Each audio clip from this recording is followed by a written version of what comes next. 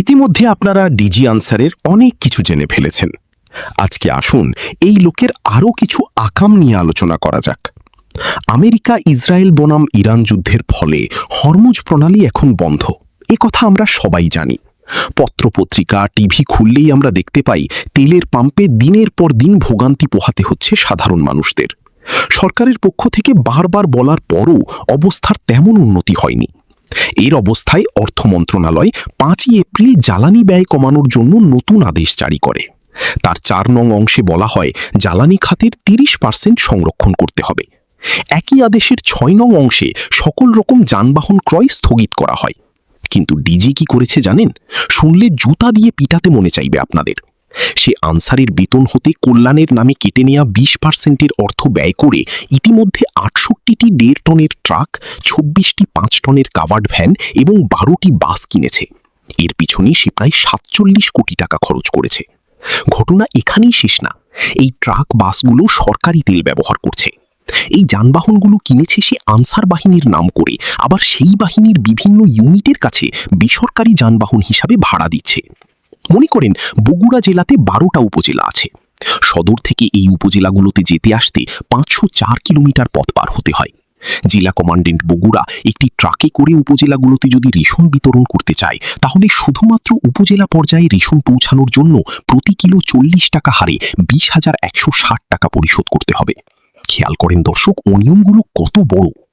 এই truck bus কেনার জন্য সরকারের কোনো অনুমোদন নেই।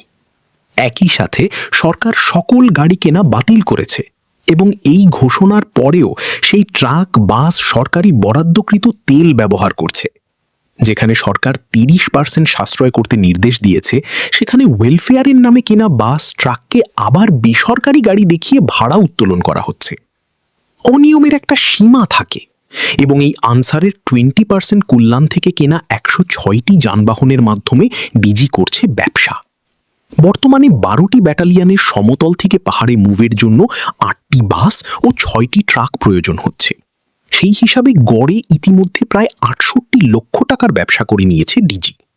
অথচ সরকার ব্যাটালিয়ন মুভ সম্পন্ন করার জন্য যানবাহন ভাড়া করার কোডে টাকা দিয়েছে। সেই টাকা যাচ্ছে আনসার ওয়েলফেয়ার ট্রাস্টে। এই আনসার ওয়েলফেয়ার ট্রাস্টের অ্যাকাউন্ট ব্যাংক এশিয়ায়। তাহলে গোড়া কোথায় বোঝা গেল তো? যদি না বুঝে থাকেন কিভাবে ব্যাংক এশিয়াকে ডিজি আনসারের টাকা দিয়ে ফাইন্যান্স করে দুর্বল ব্যাংক থেকে শক্তিশালী ব্যাংকে রূপান্তরিত করেছে, সে ভিডিওটা দেখে নিতে পারেন পুরাতন আপলোড থেকে। এই পুরো প্রক্রিয়াতে অর্থ মন্ত্রণালয়ের পরিপত্রের পরিপন্থী কাজ করা হয়েছে। তার উপর বিদ্যমান আইনকে বুড়া আঙুল দেখানো হয়েছে। বাহ বাহ, এই না হলে গারল নাম্বার 1। একে আবার দেখা যায় অফিসারদের কমান্ড, লিডারশিপ, ম্যানেজমেন্ট এগুলো ট্রেনিং দেয়, আর আনসারের ভোঁদাই পাচাটা অফিসারগুলা বসে বসে সেই গারুলের লেকচার শোনে। ওর তো নিজের নৈতিকতা ঠিক নাই। এই ব্যাংক এশিয়ার মাধ্যমে সে নিজের লবিস্ট গ্রুপকে পেমেন্ট করে নিয়মিত। এখন আবার নতুন ধান্দা শুরু করছে। ভিডিপি ট্রেনিং এর জন্য কতগুলো নাম না জানা প্রতিষ্ঠানের সাথে চুক্তি করে সেই প্রতিষ্ঠানগুলোকে দিয়ে নিয়ে যাচ্ছে নামকা ওয়াস্তে প্রশিক্ষণ। তুমি ছোনা, এত সফটওয়্যার চুদাইলা, এত ডিজিটালাইজেশন চুদাইলা, এত সংস্কার চুদাইলা, 1.5 বছরে একটা সুনির্দিষ্ট প্রশিক্ষণ নির্দেশিকা পাবলিশ করতে পারলা না? তা পারবা কেন? ওইটা করলে তো আর এইসব নিত্য নতুন লবিস্ট গ্রুপকে ট্রেনিংয়ের নামে সরকারের টাকাগুলো পকেটে ঢোকানোর সুযোগ দেয়া যায় না, তাই না?